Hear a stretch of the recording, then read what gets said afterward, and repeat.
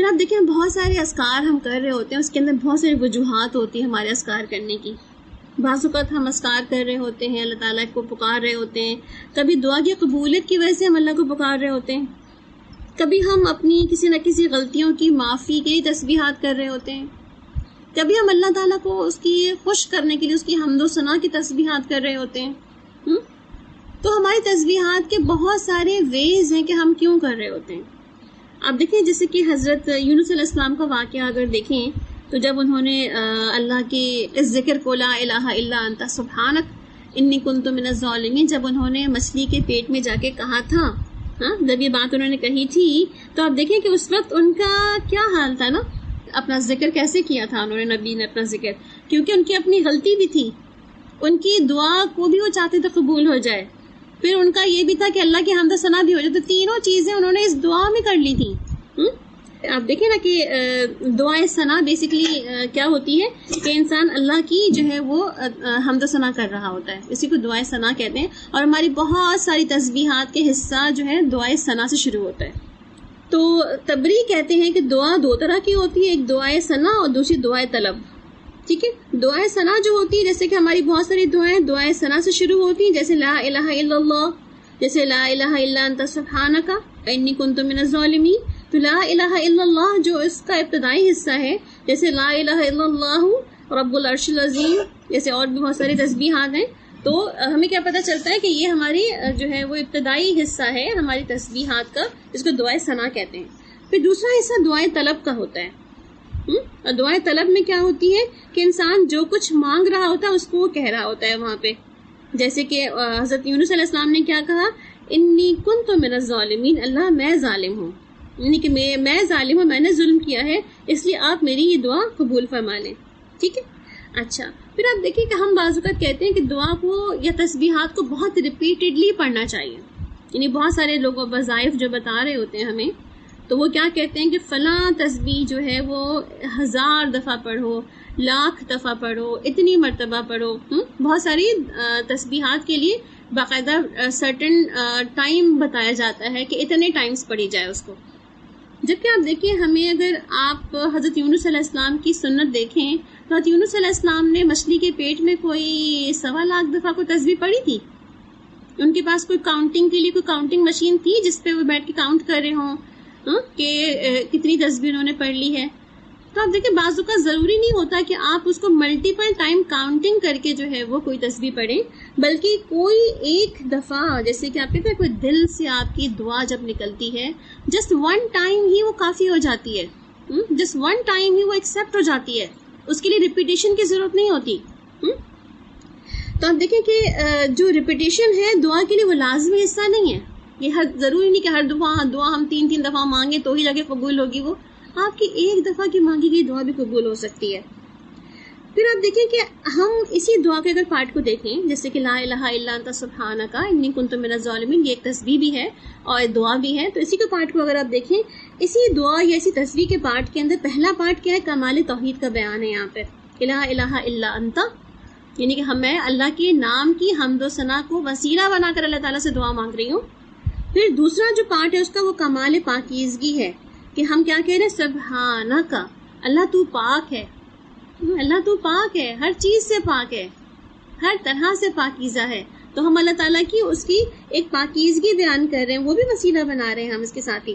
پھر ہم third level پہ کیا دیکھ رہے ہیں کہ یہاں پر دعا کی بات کی جا رہی ہے جو کہ گناہوں کا اعتراف ہے کہ انی کنت من الظالمین، کہ اللہ تعالیٰ میں اعتراف گناہ کر رہا ہوں یا کر رہی ہوں کہ میں نے واقعی ظلم کیا ہے. اس کا مطلب کیا ہوا کہ ایک دعا کے اندر یہ 3 پارٹس نظر آ گئے ہمیں، کہ نہ صرف یہ کہ ہمیں لا الہ الا انت، پھر سبحانک، پھر انی کنت من الظالمین کیا بتا رہی ہے ہم نے دعائے ثنا سے بات شروع کی ہے اور دعائے طلب پہ بات مکمل کی ہے. اور کہتے ہیں نا کہ ابن قیم اس کے بارے میں کہتے ہیں کہ جو حضرت یونس علیہ السلام کی دعا تھی، یہ رجوع الی اللہ کا اور اعتراف گناہ کا بہت ہی خوبصورت طریقہ ہے. یعنی کہ آپ اگر اللہ سے رجوع کرنا چاہتے ہیں اور اپنی اعتراف گناہ کرتے ہیں تو یہ بہت ہی خوبصورت طریقہ ہے. تو اس کا مطلب کیا ہوا کہ ہم جب تسبیحات کریں گے، جب اذکار کریں گے، چاہے صبح یا شام کو، یا اللہ کا نام لیں گے، تو ہمارے ساتھ ہمیں کن کن چیزوں پہ توجہ دینی ہے کہ ہم وہاں پر اپنی دعا کی ابتدا میں اللہ تعالیٰ کی توحید کا بیان کریں، اللہ کی پاکیزگی حمد و ثنا کا بیان کریں، اور اس کے بعد پھر اپنی جو ہے وہ اپنی دعا کو رکھیں، اور اپنی دعا میں سب سے پہلے اپنی مغفرت کی دعا کو رکھیں۔ آج میں ایک بک پڑھی تھی، ابن قیم الجوزیہ کی ایک اور کتاب ہے مجالس جوزیہ، اس میں وہ بڑی اچھی سی بات لکھ رہے تھے کہ بعض اوقات ہوتا یہ ہے کہ ہماری دعائیں جب قبول نہیں ہوتی تو ہم بہت ڈس ہارٹ ہوتے ہیں کہ اللہ تعالیٰ ہماری دعا قبول ہی نہیں کر رہا، اور ہم دنیا مانگ رہے ہوتے ہیں، اللہ تعالیٰ یہ بھی دے دے، وہ بھی دے دے، گھر بھی دے دے، گاڑی بھی دے دے، بچوں کی نوکریاں مل جائیں، بچوں کی شادیاں ہو جائیں، اور فلاں کو صحت تندرستی مل جائے، ہم بہت کچھ مانگ رہے ہوتے ہیں، مگر وہ کہتے ہیں کہ کیا ان سب چیزوں کے مانگنے سے پہلے ہم نے اپنی مغفرت کی دعا مانگی ہے؟ کہتے سب سے پہلے جو دعا ہم سب کو اپنے لیے مانگنی چاہیے وہ اپنی توبہ اور اپنا استغفار اور اپنی مغفرت ہے۔ کہتے ہو سکتا ہے کہ ہماری وہ دعائیں توبہ، استغفار اور مغفرت نہ ہو رہی ہو، جس کی بنا پر ہماری اگلی دعائیں قبول نہ ہو رہی ہوں۔ تو بڑا کام کا نقطہ مجھے لگا کہ واقعی ایسی بات ہے، ہم بعض اوقات اپنی دعائیں بہت ہی ریپیٹڈلی، بہت ہی کنسٹنٹلی مانگ رہے ہوتے ہیں، کنسسٹنٹلی مانگ رہے ہوتے ہیں، اور کہتے ہیں کہ پھر ہماری دعا تو سنی نہیں جاتی، قبول ہی نہیں ہوتی، اللہ سنتا ہی نہیں ہماری۔ تو وہ کیوں ہوتا ہے بیسکلی کہ جب ہم اپنی دعاؤں کو تو خوب رکھ رہے ہوتے ہیں اللہ کے سامنے، مگر ہم وہاں پر اپنی توبہ اور استغفار، اپنی مغفرت نہیں رکھ رہے ہوتے۔ جیسے کسی کا واقعہ بیان کر رہے تھے اپنی اسی کتاب میں کہ ایک بزرگ جو تھے کسی کو تنبیہ کرنے جا رہے تھے، کسی کو کچھ سکھانے اور بتانے جا رہے تھے، تو جب وہ باہر نکل کے بتانے کے لیے گئے تو ایک کتا ان کے پیچھے لگ گیا، اور خوب بلکہ ان کا اپنا ذاتی کتا تھا، وہ خوب بھونکنے لگا انہی کے اوپر۔ تو ان کو لگا کہ یہ میرا کتا مجھے پہ کیوں بھونک رہا ہے، تو وہ واپس مسجد چلے گئے۔ مسجد جا کر انہوں نے 2 رکعت نفل پڑھی، وہاں جا کے توبہ اور استغفار کی انہوں نے، اور جب وہ باہر نکل کر آئے تو وہ کتا بالکل ان کے ساتھ دم ہلاتا ہوا شانتی سے آگے چل رہا تھا۔ تو لوگوں نے پوچھا کہ اس بزرگ سے کہ آپ نے ایسا کیا کیا جس کی بنا پر یہ جو ابھی اتنا بھونک رہا تھا بالکل بھی نہیں بھونک رہا، خاموش ہو گیا؟ تو کہتے ہیں کہ جب میں جو باتیں بتانے کے لیے کسی کو جا رہا تھا تو ہو سکتا ہے کہ وہ میرے دل کے اندر وہی باتیں میرے اندر خود موجود ہوں، میں نے اس پہ توبہ اور استغفار کی ہی نہ ہو، اور جب میں نے خود توبہ اور استغفار نہیں کی تو میں دوسروں کو بتانے جو جا رہا ہوں تو اس پہ میری بات اثر نہیں کرے گی۔ اب دیکھ کتنا زبردست نقطہ ہے نا یہاں پہ۔ ہم عموماً لوگوں کو بہت ساری باتیں اپنے بچوں کو کہہ رہے ہوتے ہیں، سمجھا رہے ہوتے ہیں، اپنے اسٹوڈنٹس کو سمجھاؤ بتا رہے ہوتے ہیں، اپنے فرینڈس کو سمجھاؤ بتا رہے ہوتے ہیں، اپنی فیملی میں لوگوں کو سمجھاؤ بتا رہے ہوتے ہیں، اور ہم بہت سے لوگوں کو چاہ رہے ہوتے ہیں سکھانا، پڑھانا، سمجھانا۔ تو کہیں ایسا نہ ہو کہ ہماری اپنی ہی کوئی رکاوٹ جو ہماری دعا کو قبول کرنے کے لیے، ہماری عمل کو قبول کرنے کے لیے آگے، یا ہمارے عمل کو آگے بڑھانے میں رک رہی ہو۔ اس کا مطلب ہے کہ آج سب ہم اپنی اپنی دعاؤں پہ غور کریں جو ہم مانگ رہے ہیں، اور ساتھ میں اپنی ان اعمال پہ بھی غور کریں جن کی ہم نے توبہ اور استغفار یعنی کہ دل سے نہیں مانگی، توبۃ النصوحہ نہیں کی، اپنی سچی توبہ نہیں کی، سچے دل سے استغفار نہیں مانگا اللہ سبحانہ و تعالیٰ سے۔ اگر استغفار مانگ لیں انشاءاللہ تو آپ دیکھیں گے کہ بہت سارے کام شاید ہمارے بغیر مانگے ہی اللہ تعالیٰ پورے کر دے گا۔ جیسے ہم نے کل پرسوں ہی پڑھا تھا نا کہ قرآن جب صاحب قرآن پڑھتا چلا جاتا ہے اور وہ بعض اوقات کچھ مانگتا بھی نہیں اللہ تعالیٰ سے، اللہ تعالیٰ بن مانگے اس کی دعائیں قبول کر لیتے ہیں۔ اس طرح ذکر کے بارے میں بھی آتا ہے کہ بہت سے لوگ بے انتہا ذکر کرتے ہیں مگر وہ دعا نہیں مانگ پا رہے ہوتے ہیں، ان کے پاس دعا مانگنے کی فرصت یا وقت نہیں ہوتا، تو اللہ تعالیٰ ان کی بن مانگے بہت ساری دعائیں قبول کر لیتے ہیں۔ یعنی کہ بہت سی چیزیں ہیں آپ کی کس طرح رکی پڑی ہوئی ہیں، آپ کے استغفار پہ رکی پڑی ہوئی ہیں، بہت ساری چیزیں آپ کی کثرت قرآن کی تلاوت پہ رکی پڑی ہوئی ہیں، بہت ساری دعائیں آپ کی کثرت اذکار پہ رکی پڑی ہوئی ہیں۔ اس کا مطلب کیا ہے کہ ہم جب اپنے ان اعمال کو دیکھیں کہ کہاں کمی واقع ہو رہی ہے جس کی بنا پہ لوگ ہم سے ہماری بات کیوں نہیں سن رہے، ہماری بات پہ اثر کیوں نہیں ہو رہا، لوگ ہماری بات کو سمجھ کیوں نہیں پا رہے، تو ہمیں بات سمجھ آ جائے کہ کہیں نہ کہیں کمی ہمارے اندر ہی موجود ہے۔ پھر آپ دیکھیں تسبیح بیسکلی اور بہت سارے کہتے ہیں نا میریکلز کر رہی ہوتی ہے تسبیح، اور اس میں سے بڑا میریکل کیا ہے کہ تسبیح تقدیر کو ٹال دیتی ہے۔ ابھی ہم بہت باتیں کرتے ہیں نا تقدیر کے بارے میں کہ یہ ٹل نہیں سکتی سوائے دعا کے، دعا بھی تقدیر ٹال دیتی ہے نا۔ تو یہاں پہ جو تسبیح ہے، چونکہ تسبیح کے اندر دعا بھی شامل ہے نا، اب یونس علیہ السلام کی دعا کوئی فار ایگزامپل لے لیتے ہیں، اب اس کے اندر دیکھیں آپ کہ وہ انہوں نے تسبیح کی، اس میں تسبیح ہے، اس میں دعائے ثنا بھی تھی، دعائے طلب بھی تھی، اللہ کی توحید کا اقرار بھی تھا، اللہ کی حمد و ثنا بھی تھی، اور ساتھ اپنی غلطیوں کا اعتراف بھی تھا۔ تو کیا کیا اس نے کہاں آپ سوچیں کہ وہ جو حضرت یونس علیہ السلام مچھلی کے پیٹ میں موجود تھے، مچھلی سمندر کی تہ میں موجود تھی، اس کے باوجود بھی نہ مچھلی نے کھایا بھی نہیں یونس علیہ السلام کو، کوئی نقصان بھی نہیں پہنچایا، اور جیسی انہوں نے یہ دعا کی اللہ تعالیٰ نے اس کو قبول فرمایا، فاستجاب لہ، اللہ تعالیٰ نے قبول فرما لیا دعا کو، تو پھر مچھلی نے آ کے ساحل پر ان کو اگل دیا۔ کیسے دعا تقدیر بدل دیتی ہے نا۔ کہاں وہ جو تھے وہ اپنی اس ایک غلط سٹیپ کی وجہ سے، اس کو ہم کل دیکھ رہے تھے نا، یونس علیہ السلام نے اپنی ایک غلط اسٹیپ کی وجہ سے جو اپنے شہر کو، اپنے لوگوں کو اللہ کے حکم سے پہلے چھوڑ دیا تھا، فاصبر نہیں کیا تھا لحکم ربک میں، پہلے چھوڑ دیا تھا، تو پھر کیا ہوا تھا؟ تو پھر ان کو آگے جا کر جس کشتی پہ جا رہے تھے تو کشتی والوں نے کیا کیا، ان سے کہا کہ کشتی طوفان کی زد میں آ گئی ہے، ہم میں سے کسی ایک شخص کو کم ہونا پڑے گا، قرآن اندازی کر لیتے ہیں۔ تو قرآن بار بار جو ہے یونس علیہ السلام کے نام نکلا، تو تھرڈ ٹائم جب قرآن کے نام نکلا تو انہوں نے کہا کہ بس اس کا مطلب ہے کہ اللہ تعالیٰ مجھ سے ہی چاہتے ہیں کہ میں ہی چھوڑ دوں گی اس کشتی کو، اور جیسے ہی آپ نے سمندر میں جمپ کیا اور آپ کو جو ہے ایک مچھلی جس کو اللہ تعالیٰ نے اپوائنٹ کیا ہوا تھا آپ کے لیے، اس نے آپ کو نگل لیا، اور نگلنے کے بعد جا کے تہ میں چلی گئی، کیونکہ وہ آپ کا ٹیسٹ تھا بیسکلی۔ اور جب آپ نے یہ دعا مانگی ہی تو اس دعا کے بعد کیا ہوا، اس دعا نے پھر آپ کو باہر، اللہ تعالیٰ نے آپ کو باہر نکالنے کا ذریعہ بنا دیا، آپ کی تقدیر بدل دی۔ تو بعض اوقات تسبیحات تقدیریں بدل دیتی ہیں، مگر ہماری تسبیح ڈیپینڈ کرتی ہے کہ ہم اس تسبیح میں کتنا انوالو ہیں، اپنی قول اور اپنی حال کو کتنا سنکرونائز کرتے ہیں، کتنا ہم جو کہہ رہے ہوتے ہیں وہ کر رہے ہوتے ہیں، جو ہم کہتے ہیں اس کو ہم کر کے بتا رہے ہوتے ہیں، یعنی کوئی کانٹرڈکشن نہیں پایا جاتا ہماری زبان حال اور ہماری زبان قول کے اندر۔ پھر دوسری چیز آپ دیکھیں کہ اسی تسبیح کے بارے میں کہ بہت سارے انبیاء کے بارے میں کیا آتا تھا کہ تسبیحات ان کے ساتھ پرندے اور پہاڑ بھی کیا کرتے، جیسے داؤد علیہ السلام کے بارے میں آتا ہے کہ پرندے بھی ان کے ساتھ تسبیح کرتے تھے اور پہاڑ بھی ان کے ساتھ تسبیح کرتے تھے۔ پھر آپ دیکھیں کہ زکریا علیہ السلام نے بھی اپنی قوم کو تسبیح کرنے کا حکم دیا تھا باقاعدہ، کہ اپنی قوم کو تسبیح کیا کرو، بکرتم وسیلہ والی بات تھی، ٹھیک ہے۔ اسی طرح آپ دیکھیں کہ ہم نے جنت میں جانے والوں کی بہت سارے اعمال دیکھے، ان کی تسبیحات بھی دیکھیں کہ جنت میں جانے والے کچھ تسبیحات بھی کر رہے ہوں گے، جس میں سبحان اللہ والحمد للہ ولا الہ الا اللہ واللہ اکبر، اور اس کی تسبیح کے آج ہم بہت سے ڈائلیکٹس بھی دیکھیں گے انشاءاللہ۔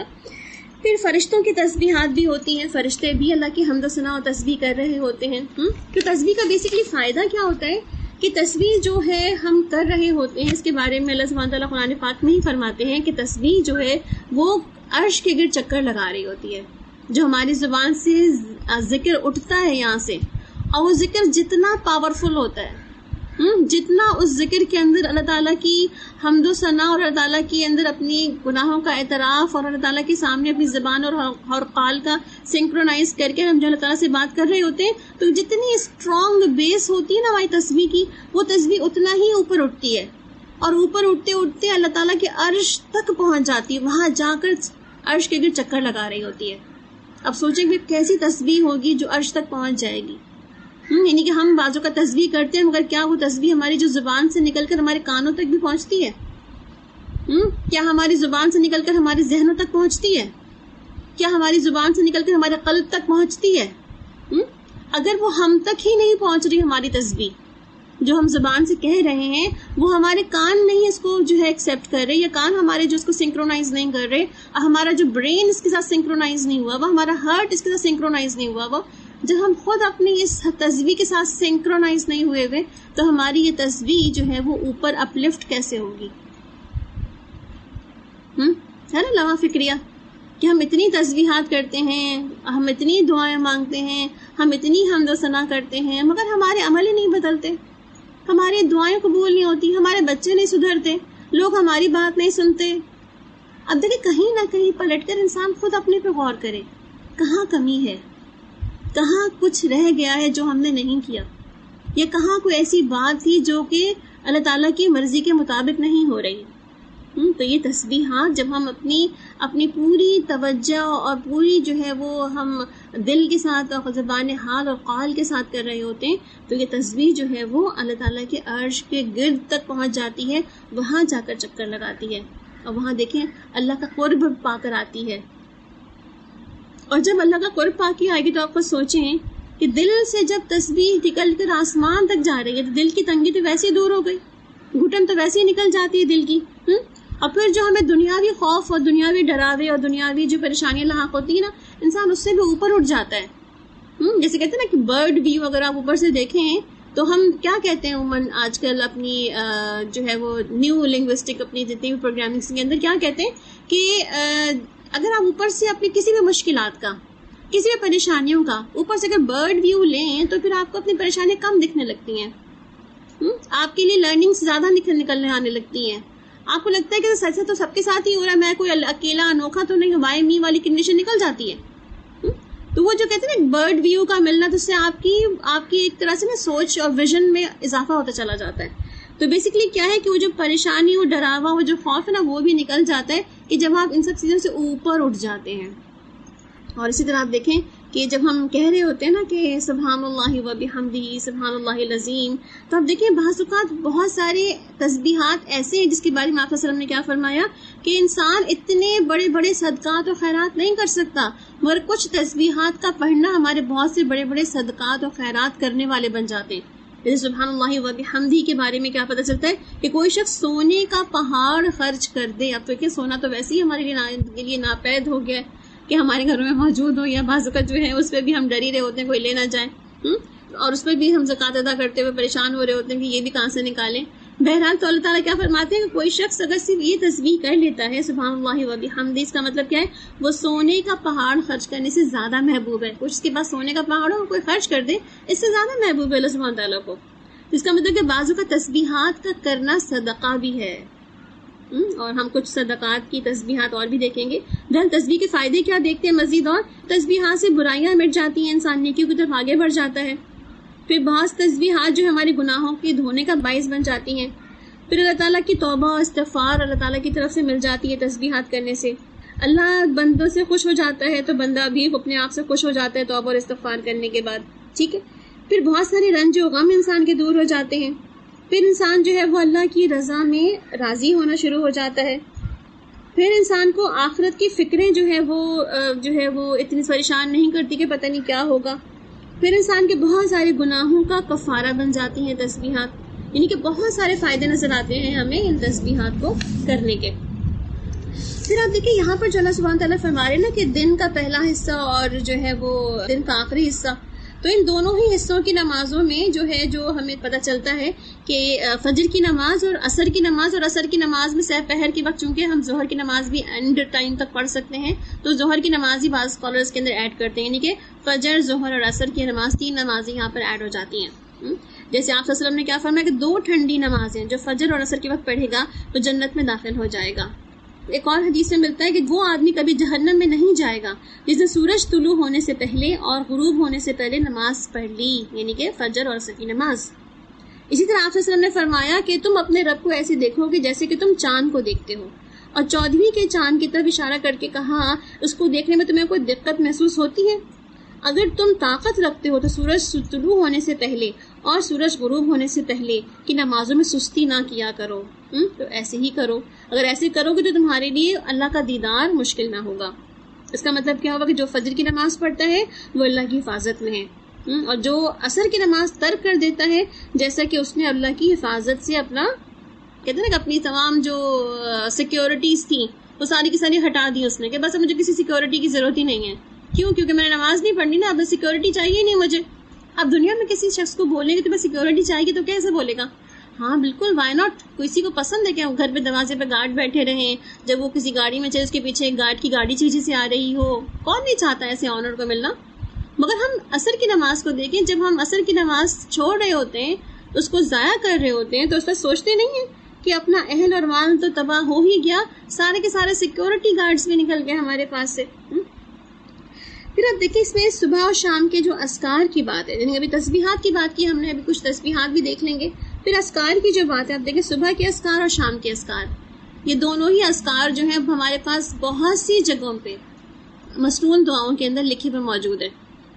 بہت ساری اپلیکیشنز ہیں، جیسے کہ ہماری الہدا کی بھی اپلیکیشنز ہیں، آپ اس میں ایاک نستعین جا کے دیکھ سکتے ہیں. اس کے علاوہ جو حسن مسلم کی اپلیکیشن ہے اس کے اندر بھی جا کے دیکھ سکتے ہیں آپ. اور اس کے علاوہ اور بہت سی صبح شام کے اذکار کی اپلیکیشنز آپ کو ملٹیپل مل جائیں گی جو کہ لوگوں نے بنا رکھی ہیں. بٹ بہرحال ہم نے جو آتھینٹک سورس بتا دیا آپ کو، تو اس میں آپ جا کے دیکھیں تو وہاں پر آپ کو جو آپ صلی اللہ علیہ وسلم نے اذکار پڑھے ہیں ان دونوں اوقات میں، وہ سارے کے سارے اذکار وہاں پہ لکھے ہوئے موجود ہیں. تو سورج نکلنے سے پہلے اور غروب ہونے سے پہلے پڑھنا ہے ان دونوں اذکار کو، ٹھیک ہے؟ یعنی کہ فجر کے وقت کے ٹائم کے اندر ہی صبح کا اذکار پڑھنے ہیں، اور عصر کے ٹائم کے اندر ہی آپ نے شام کے اذکار پڑھنے ہیں۔ ان دونوں کا وقت بھی کب نکل جائے گا؟ جب فجر ختم ہو جائے یا جب عصر ختم ہو جائے تو، ٹھیک ہے؟ یعنی کہ یہ دونوں پروٹیکشن ہے ہمارے لیے ایک طرح سے آپ کہہ سکتے ہیں کہ سیکیورٹی گارڈز ہیں یہ ہمارے لیے، اور ان سیکیورٹی گارڈز کو ہم بالکل بھی نہیں چھوڑ سکتے، بیکاز کہ اللہ تعالیٰ نے ہمارے لیے بہت سارے جو ایسے دشمن ہیں جو ہمارے اطراف میں موجود ہیں، انسانوں کی صورت میں، جنوں کی صورت میں، لوگوں کی نظروں کی صورت میں، لوگوں کے حسد کی صورت میں، یہ سارے جو دشمن ہیں نا آس پاس، ان سب سے چھٹکارے کا واحد ذریعہ یہی ہے کہ ہم اپنے آپ کو ان سیکیورٹی گارڈز کے ساتھ اپنے آپ کو گارڈ کر لیں۔ پھر آپ دیکھیں کہ ذکر کے کچھ فائدے بھی ہیں جس کے بارے میں ہمیں ابن قیم اپنی کتاب میں بتاتے ہیں کہ شیطان کو بھگا دیتا ہے، اس کا زور توڑ دیتا ہے ذکر کرنا، اللہ کو راضی کر لیتا ہے ذکر کرنا، دل سے غم اور پریشانی کو دور کر دیتا ہے، دل کی فرحت اور خوشی کو لے کر آتا ہے، پھر دل اور جسم کو قوت بخشتا ہے، دل اور چہرے کو منور کرتا ہے، رزق کھینچ لاتا ہے، ذکر کرنے والوں کو روب اور حلاوت اور تازگی کا لباس پہناتا ہے۔ نماز سے پھر ہم مدد لیتے ہیں، تو پھر یعنی کہ ذکر میں نماز بھی اگر آ جائے تو نماز کیا کرتی ہے؟ غم اور خوف سے نجات دیتی ہے، اللہ کا قرب دیتی ہے، اللہ کی حفاظت دیتی ہے اور کافی ہو جاتی ہے۔ اسی طرح بھی بہت سی مصیبتیں بھی انسان کی اس ذکر کرنے سے دور ہو جاتی ہیں۔ سبحان اللہ۔ تو اب دیکھیں اتنے سارے فائدے جہاں پر ہوں ہمیں ذکر کے، تو کیا ہمیں ذکر نہیں کرنا چاہیے؟ کیا ہمیں اللہ تعالیٰ کو مختلف طریقوں سے یاد کرتے ہوئے نہیں سوچنا چاہیے کہ اللہ سبحانہ و تعالیٰ جو ہیں وہ ہمارے لیے بہت ہی مہربان موجود ہیں، اور جن کے لیے ہم جن کو ہم پکارے ہیں اپنے ڈفرینٹ طریقوں سے۔ تو اب دیکھیں تسبیح بیسکلی اللہ سبحانہ وتعالیٰ اس کے بارے میں کہہ رہے ہیں کہ یا ایھا الذین آمنوا اذکروا اللہ ذکرا کثیرا وسبحوہ بکرۃ واصیلا، کہ اے ایمان والو اللہ کو بکثرت یاد کیا کرو اور صبح شام اس کی تسبیح بیان کیا کرو۔ تو ابو ذر فرماتے ہیں رضی اللہ عنہ کہ ان سے پوچھا گیا کہ افضل بات کیا ہے؟ آپ نے فرمایا کہ جس کو اللہ نے اپنے فرشتوں کے لیے یا اپنے بندوں کے لیے چن لیا ہے۔ تو افضل کلام کیا ہے؟ سبحان اللہ و بحمدہ، یعنی کہ اللہ پاک ہے اپنی تعریف کے ساتھ۔ یہ صحیح مسلم کی روایت میں ملتا ہے ہمیں کہ یہ ایک تسبیح ہمیں پتہ چلتی ہے کہ یہ کیا کرتی ہے؟ افضل الکلام ہے، سارے کلام سے بہترین ترین کلام ہے یہ تسبیح جس کو ہم کر سکتے ہیں۔ پھر ایک اور تسبیح کے بارے میں پتہ چلتا ہے کہ جو رحمان کے نزدیک انتہائی پسندیدہ کلمات ہیں۔ ابو ہریرہ سے روایت ہے کہ نبی کریم صلی اللہ علیہ وسلم فرمایا، دو کلمے ایسے ہیں جو زبان پر انتہائی ہلکے ہیں جبکہ میزان میں بہت بھاری ہیں اور رحمان کے نزدیک انتہائی پسندیدہ ہیں، اور وہ کیا ہیں؟ سبحان اللہ و بحمدہ سبحان اللہ العظیم۔ کتنا آسان ہے نا پڑھنا، پڑھ رہے ہیں نا سب ساتھ ساتھ میرے؟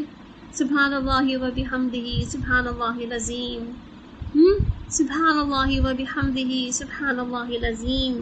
اور اب دیکھیں کیا زبان پہ ایک لذت سی ہے، ایک مزہ سا ہے، دل کو سن کے بھی خوشی ہو رہی ہے، ذہن کو سن کے بھی محسوس ہو رہا ہے، اور کان تو مزہ لے رہے ہیں اس کو سننے کا جو ہم زبان سے ادا کر رہے ہیں۔ تو تسبیحات ایسی ہونی چاہیے نا کہ آپ کی خود ہول باڈی جو ہے ساتھ میں سنکرونائز ہو تسبیح کے ساتھ، اور پھر وہ جب ذکر ہوگا نا، آپ سوچیں پھر وہ ذکر جو ہے وہ حافظہ فرشتے جو ہیں وہ اس کو اوپر اٹھا کے لے جاتے ہیں۔ بہرحال ایک اور تسبیح ہمیں جس کے بارے میں پتہ چلتا ہے، آپ صلی اللہ علیہ وسلم فرماتے سب سے بڑھ کر عمل کرنے والا۔ سیدنا ابو ہریرہ سے روایت ہے، نبی کریم صلی اللہ علیہ وسلم نے فرمایا، جس نے صبح کے وقت 100 مرتبہ سبحان اللہ العظیم و بحمدہ پڑھا، یعنی پیچھے سبحان اللہ و بحمدہ تھا، یہاں پہ کیا؟ سبحان اللہ العظیم و بحمدہ، یہ کہ اللہ اپنی تعریف کے ساتھ پاک اور عظمت والا ہے۔ اور جب اس نے شام کی تو اس نے اسی طرح سے کہا، یعنی کہ سبحان اللہ العظیم و بحمدہ، تو مخلوقات میں سے کوئی بھی ایسا نہ ہوگا جس نے اس کے پڑھنے کے برابر عمل کیا ہو، یعنی کہ ایسا عمل پھر کسی اور نے کیا ہی نہ ہوگا جتنا کہ اس نے کیا ہوگا۔ اسی طرح آپ دیکھیں کہ بعض اوقات بہت سارے ہماری ایسی باتوں کا کفارہ بھی ہماری تسبیحات بن جاتی ہیں، جو ہم علم غلم باتیں کرتے رہتے ہیں نا، لو قسم کی گفتگویں اور ہماری جو ہے چیٹنگز اور ہماری جو ہے وہ گاسپس چل رہے ہوتے ہیں، تو بہت سارے لغو باتوں کا کفارہ بھی ہماری یہ باتیں، یہ ہماری یہ اذکار بن سکتے ہیں۔ حضرت نافع بن جبیر اپنے والد سے روایت کرتے ہوئے کہتے ہیں کہ رسول اکرم صلی اللہ علیہ وسلم نے فرمایا کہ جس نے یہ کلمات پڑھے سبحان اللہ و بحمدہ سبحانک اللہم و بحمدک لا الہ الا انت استغفرک و اتوب الیک، یعنی کہ پاک ہے اللہ اپنی تعریف کے ساتھ، اے اللہ تو پاک ہے اور تیری تعریف ہے، تیرے سوا کوئی معبود حقیقی نہیں ہے، میں تجھ سے بخشش طلب کرتا ہوں اور تیری طرف ہی رجوع کرتا ہوں۔ یعنی کہ جو شخص جس نے بھی یہ کلمات ادا کر لیے کسی بھی ذکر کی مجلس میں، یعنی کہ جہاں بھی کوئی وہ بات کر رہا تھا ذکر کے مجلس میں یہ کہے تو یہ ذکر اس پہ لگائی جانے والی مہر ثابت ہوں گے، اور جس نے اسے کسی لغو مجلس میں کہا تو یہ اس کے لیے کفارہ بن جائیں گے۔ یعنی آپ نے کسی ایسی جگہ پہ کہا جہاں پہ آپ نے بہت ہی ایسی اوٹ پٹانگ گفتگو کر رہے تھے، آپ کبھی دنیاوی معاملات پہ، کبھی فیشن پہ، کبھی ٹی وی پہ، کبھی کسی پہ، اور آپ کو یاد ہی نہیں رہا کہ اللہ کا ذکر بھی کہیں کرنا تھا، اور آپ نے اینڈ آف دا اپنا تمام جو کنکلوژن اپنی جو مجلس کا کیا اس وقت آپ نے یہ دعا اگر پڑھ لی تو بھی کیا ہوگا کہ پھر وہ کفارہ بن جائے گا کہ آپ کی تمام لفظ گفتگو کا۔ سبحان اللہ، کتنی زبردست بات ہے نا۔ تو یہ دعا تو یاد کرنے کی والی بات ہے، کیونکہ ہم میں سے بہت سے لوگ تو ہم اسی میں مبتلا ہیں، ہر وقت ہماری باتیں جو ہیں وہ دنیاوی اسی قسم کی ہو رہی ہوتی ہیں۔ تو یہ دعا اپنے لیے یاد کر لیں، اور اس قسم کی مجلس میں اٹھتے وقت کم از کم ایک دوسرے کو یاد دہانی کرا دیا کریں کہ یہ دعا پڑھ کے اٹھنا ہے، تاکہ ہم کم از کم اس ذکر کی اس دعا سے کفارہ تو ادا کر دیں۔ پھر میزان میں بھاری کلمات کے بارے میں آتا ہے۔ ام المومنین سیدہ جویریہ رضی اللہ عنہا سے روایت ہے کہ نبی پاک صلی اللہ علیہ وسلم فجر کی نماز کے بعد صبح سویرے ان کے پاس سے نکلے اور وہ اپنی نماز کی جگہ پر تھیں۔ چاش کے بعد جب نبی کریم صلی اللہ علیہ وسلم لوٹے تو دیکھا کہ وہ وہیں بیٹھی ہیں۔ آپ صلی اللہ علیہ وسلم نے فرمایا کہ تم تب سے اسی حال میں ہو، یعنی کہ جب سے میں نے تمہیں چھوڑا تھا؟ تو جویریہ رضی اللہ عنہا نے کہا کہ جی ہاں۔ نبی کریم صلی اللہ علیہ وسلم نے فرمایا کہ میں نے تمہارے بعد صرف 4 کلمات 3 مرتبہ کہے ہیں، اگر وہ ان کلمات کے ساتھ تولے جائیں تو تم نے جو اب تک کہیں وہ سب پہ بھاری ہوں گے۔ سبحان اللہ، یعنی کم وقت میں زیادہ کام کرنے کا بتا دیا کہ اتنی سارے ٹائم پہ تم نے صرف اتنی ساری جو تسبیحات و ذکر کیا ہے بس یہ پڑھ لیتی نا تو یہ انف ہو جاتا۔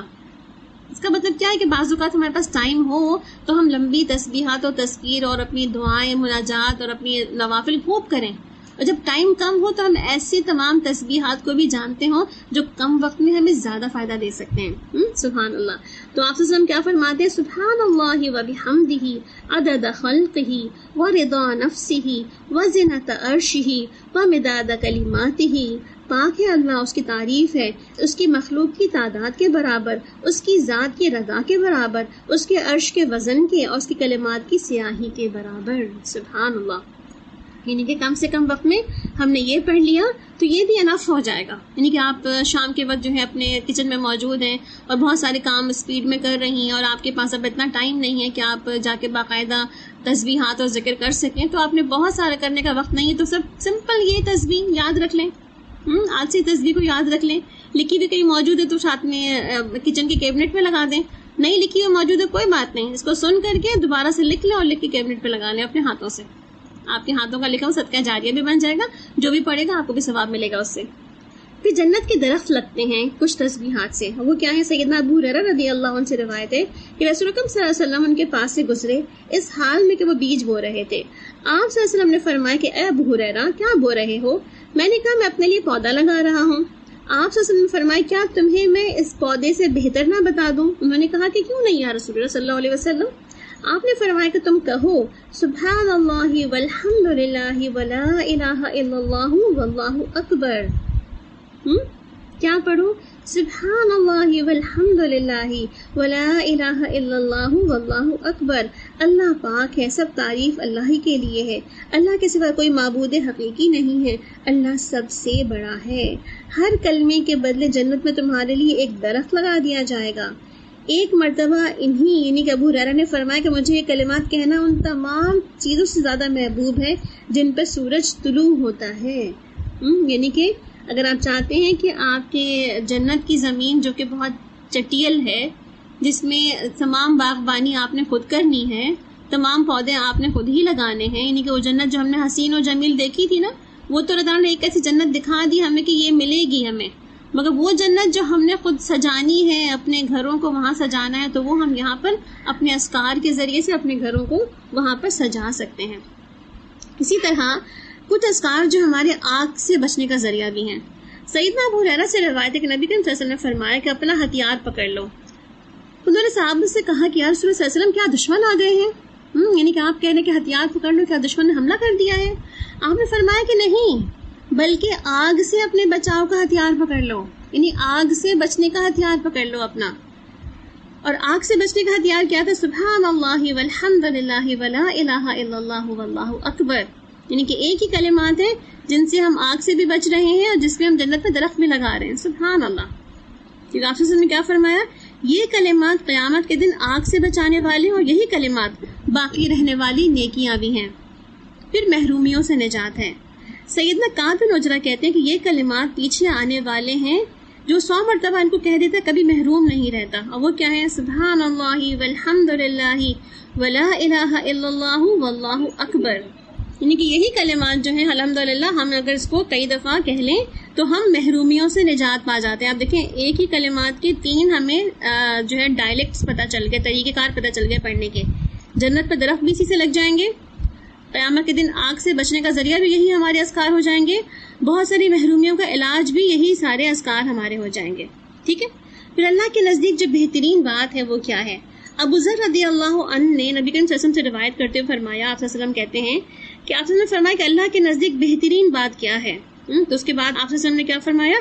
سبحان اللہ لا شریک لہ لہ الملک ولہ الحمد وہو علی کل شیء قدیر لا حول ولا قوۃ الا باللہ سبحان اللہ وبحمدہ.